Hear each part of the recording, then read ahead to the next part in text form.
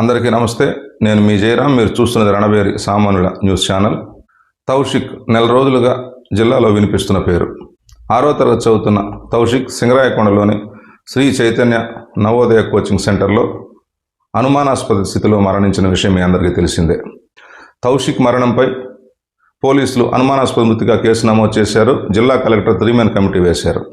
అయితే తౌషిక్ది ముమ్మాటికి హత్యేనని, తౌషిక్ను చంపిన కోచింగ్ సెంటర్ మేనేజ్మెంట్ను, సిబ్బందిని అరెస్టు చేయాలని, కోచింగ్ సెంటర్ను మూసేయాలని తౌషిక్ తల్లిదండ్రులు ఆందోళన చేస్తున్నారు.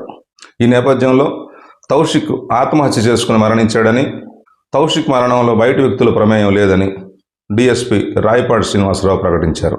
తౌషిక్ ఉరి వేసుకొని చనిపోయాడని చెప్పిన డిఎస్పీ ఉరి ఎందుకు వేసుకున్నాడో మాత్రం ఖచ్చితమైన కారణం చెప్పలేదు. తౌషిక్ ఎందుకు చనిపోయాడనే కారణం చెప్పకుండా కేసు క్లోజ్ చేయలేరు కదా. డిఎస్పీ ఆ మాట నేరుగా చెప్పకుండా తల్లిదండ్రులు ఇంకా బయట వ్యక్తులు అనుమానాలు వ్యక్తం చేస్తున్నందున ఆ అనుమానాల కోణంలో కూడా విచారణ జరిపేందుకు తాము సిద్ధంగా ఉన్నామని, విచారణ కొనసాగుతుందని చెప్పారు.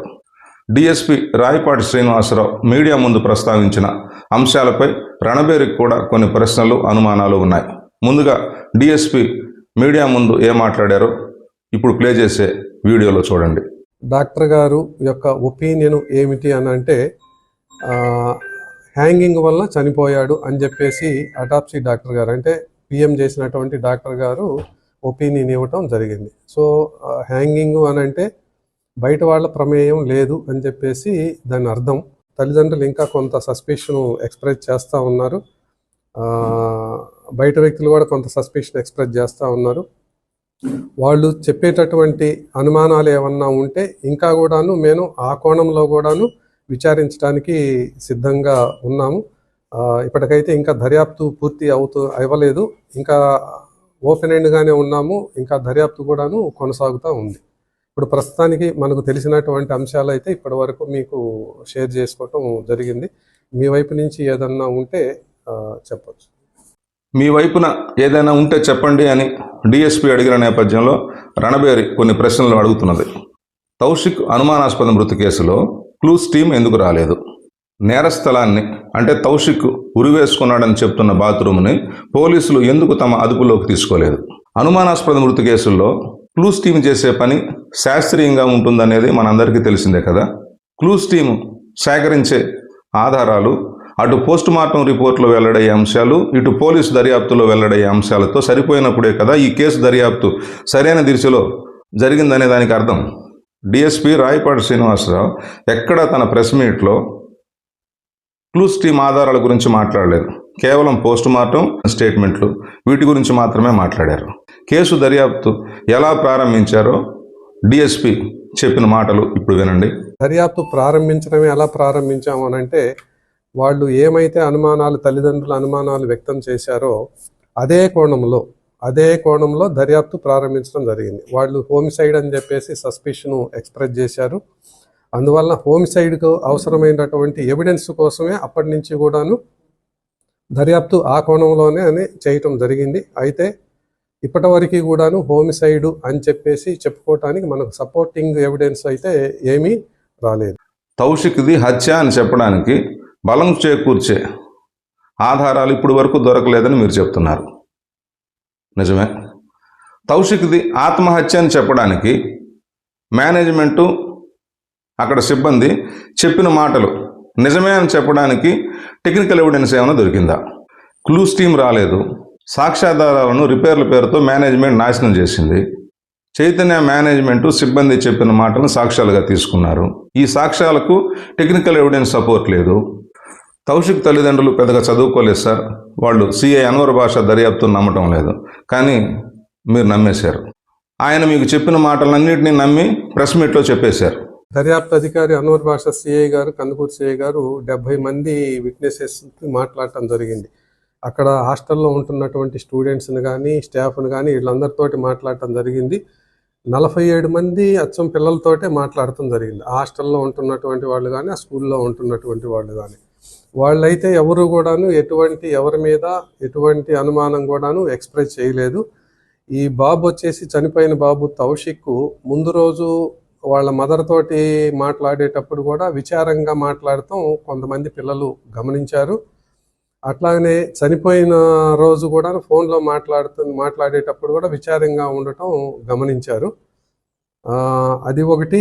తర్వాత ఈ అబ్బాయి ఎక్స్పెక్ట్ చేసినన్ని, ఇతను యాక్చువల్గా చైతన్య స్కూల్ అంటే మామూలుగా 5th, 6th క్లాసే కాకుండా వాళ్ళు నవోదయను ప్లస్ సైనిక్ స్కూలు ఎంట్రన్స్ కూడాను కోచింగ్ ఇస్తూ ఉంటారు. ఆ సైనిక్ స్కూలు ఎంట్రన్స్కు ఎక్స్పెక్టేషన్ ఒక రకంగా ఉంది, వచ్చినటువంటి మార్క్స్ ఒక రకంగా ఉంది. అది బహుశా ఒక కారణం చెప్పలేము, అదేనని చెప్పలేము. కోరుకొండ సైనిక్ ఎంట్రన్స్ టెస్ట్లో తౌషిక్ అనుకున్న దానికంటే తక్కువ మార్కులు వచ్చాయని తౌషిక్ విచారంతో ఉన్నారని మీరు చెప్పారు సార్. నిజానికి కోరుకొండ సైనిక్ ఎంట్రన్స్ టెస్టు జనవరి 18న జరిగింది సార్. తౌషిక్ ఫిబ్రవరి 14న చనిపోయినాడు. రిజల్ట్ ఫిబ్రవరి 27 వచ్చింది. ఇది చూడండి ఇక్కడ.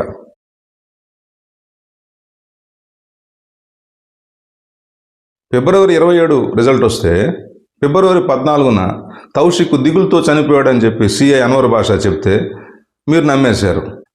తౌషిక్ మరణంపై నిజ నిర్ధారణకు వెళ్లిన పౌర హక్కుల సంఘం ప్రతినిధులతో చైతన్య మేనేజ్మెంటు తౌషిక్ మరణించిన విషయాన్ని తాము ముందుగానే సిఐ హజరత్తయ్యకు చెప్పామని అన్నారు. అంటే తౌషిక్ మృతదేహం సింగరాయకొండలో ఉండగానే పోలీసులకు తౌషిక్ మరణించాడనే విషయం తెలిసింది. తౌషిక్ మరణం గురించి సింగరాయకొండ పోలీసులకు ముందుగానే తెలిసినప్పటికీ తౌషిక్ ఉరివేసుకున్నాడని చెప్పి భావిస్తున్నటువంటి బాత్రూమును పోలీసులు ఎందుకు సీజ్ చేయలేదు? లేదు, మేము వచ్చిందాకా ఆ బాత్రూమ్కి లాక్ వేసి పెట్టండి అని మేనేజ్మెంట్కి ఎందుకు చెప్పలేదు? తౌషిక్ ఉరివేసుకున్నాడని మొదట చూసింది ఎవరు?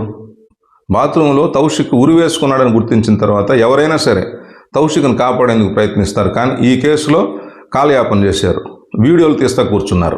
1 కాదు 2 కాదు 3 వీడియోలు దాకా తీశారు. ఈ వీడియోలు తీసిన ఫోన్లను పోలీసులు సేకరించారా లేదా? ఫోరెన్సిక్ పంపించారా లేదా? ఫోరెన్సిక్ రిపోర్ట్ ఏమొచ్చింది?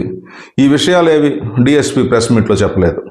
రణబేరికి లభ్యమైన ఒక వీడియో పరిశీలిస్తే ఆ వీడియోలో ఒక విద్యార్థి రే తౌషిక్ గాడు ఉరేసుకున్నాడ్రా అని అరుస్తా అందరికి చెప్పుకుంటూ వెళ్తుంటాడు. ఆ వీడియోలోనే రే దిగు అని గద్దించే గొంతు ఒకటి వినిపిస్తుంది.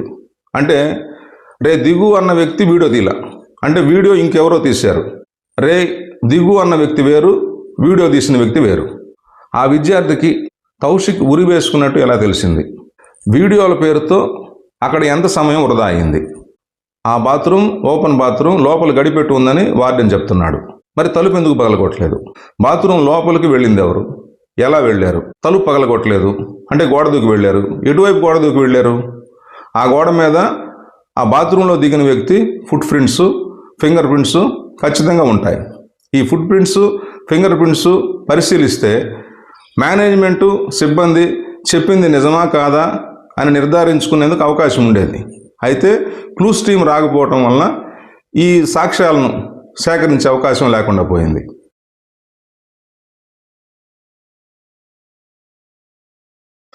DSP sir, finger prints, foot prints కంటికి కనిపించని ఆనవాళ్లను గుర్తించే అవకాశాన్ని బాధ్యతారాహిత్యంతో కాల్ రాసిన సింగరాయకొండ ఎస్ఐ మహేంద్ర, సిఐ హజరత్తయ్య వీరిద్దరి మీద పోలీసు ఉన్నతాధికారులు ఇంతవరకు చర్య తీసుకోలేదు.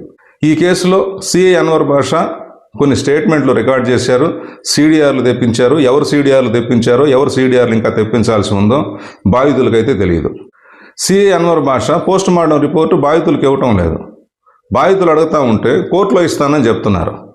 మీరేమో కేసు దర్యాప్తు ఇంకా కొనసాగుతుంది, కేసు దర్యాప్తు పూర్తి కాలేదని చెప్తున్నారు. కేసు దర్యాప్తు పూర్తి కాకుండా పోస్ట్ మార్టం రిపోర్ట్ కోర్టులో ఇవ్వరు కదా. పోస్ట్ మార్టం రిపోర్ట్ కోర్టుకు పోదు, ఈయనేమో ఇవ్వడు. బాధితులు పోస్ట్ మార్టం రిపోర్ట్ ఎలా చూడాలి? పోస్ట్ మార్టం రిపోర్టుని బాధితులు చూడకుండా చేయటం పారదర్శక విచారణ అనిపించుకుంటుందా?